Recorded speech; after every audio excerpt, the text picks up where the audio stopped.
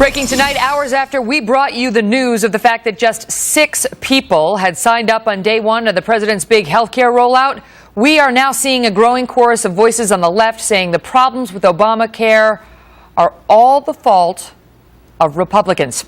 Welcome to the Kelly File, everyone. I'm Megyn Kelly. We have had a week of huge headlines on the health care rollout, dramatic hearings on the still not working website, a string of material broken promises from the president himself, as millions of Americans find themselves kicked off of the health care plans they very much liked, which he had promised repeatedly they could keep. And last night, a dramatic document leak revealing the numbers the administration did not want to share. Just 6 sign-ups on day one of Obamacare. We have new details on all of that tonight, but with a growing number of Democratic lawmakers now starting to worry about their political futures, we brought you the poll that showed the president's numbers falling. We begin tonight's broadcast with a story at Politico getting a whole lot of attention, suggesting all of these problems are the product of GOP sabotage. Here's a little of Democrats giving voice to that idea this week. This continuous effort on the part of the GOP to sabotage the ACA, to scare people and bring up red herrings. They want to block the ACA at all costs. A series of roadblocks and blockades and a lot of misinformation. The Republicans have not been able to defund or repeal it, but they have denied requested funding. Trying to ignore the opportunities presented and continue to throw up roadblocks both here in Congress and in state legislators. You love what's wrong with the website, and you detest what's working in the Affordable Care Act. Steve Hayes is a senior writer for the Weekly Standard and a Fox News contributor. Steve, good to see you. And so now we see the narrative coming out. I mean, the question was, how will they handle this? There's no question it's been a disastrous rollout with healthcare.gov. Everybody admits that. And now we see perhaps the most material promise to getting this law passed. If you like your doctor, you can keep him. If you like your plan, you can keep it. Completely violated, completely untrue. And in the wake of that, the Democrats pull out a page from an old playbook, which is, it's not our fault. How does that play?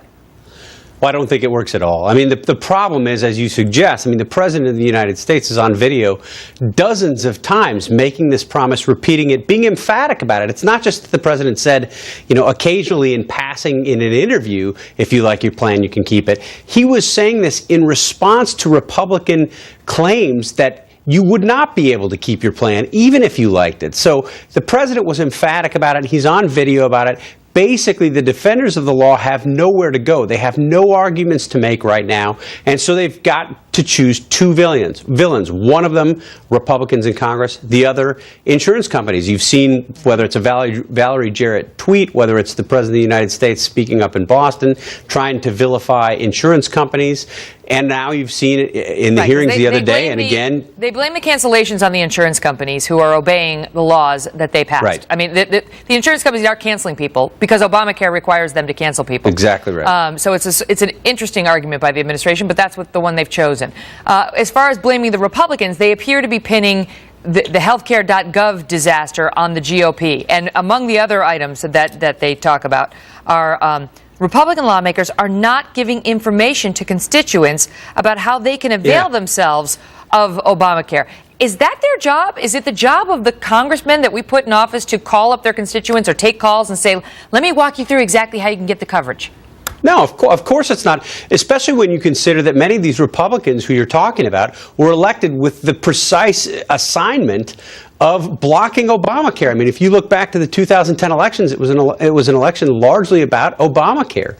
And people were sent to Washington, D.C. to slow this down, not for political interest, not to slag the president, but because they thought that this would lead to bad consequences, I think many of which we're seeing right now. Republicans predicted a lot of this. I mean, Republicans said the website was likely to fail. Republicans said that you wouldn't be able to keep your plan even if you like it. I think Democrats just don't have anywhere else to go right now. They don't have arguments to make, so they're relying on these 2 very weak arguments. Well, they say Republican governors governors are refusing to expand Medicaid, which increases the burden on the federal government to implement the law. Well, the Supreme Court said that they had every right to decline to implement the big Medicaid expansion.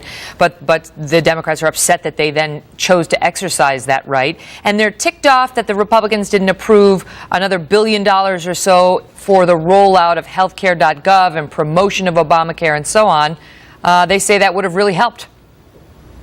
Look, it's not. The problems that we're seeing right now are not about promoting healthcare.gov. I mean, if you had more people log in onto healthcare.gov, the problems would be worse. They would be exacerbated because you'd have more volume and you'd have more difficulty for them handling that volume, which has been a problem to this point all along. I just think that this is a desperation argument. The fellow who wrote the Politico piece, Todd Purdom, is a very smart guy, leans to the left, very smart guy, usually makes very insightful arguments and often persuasive.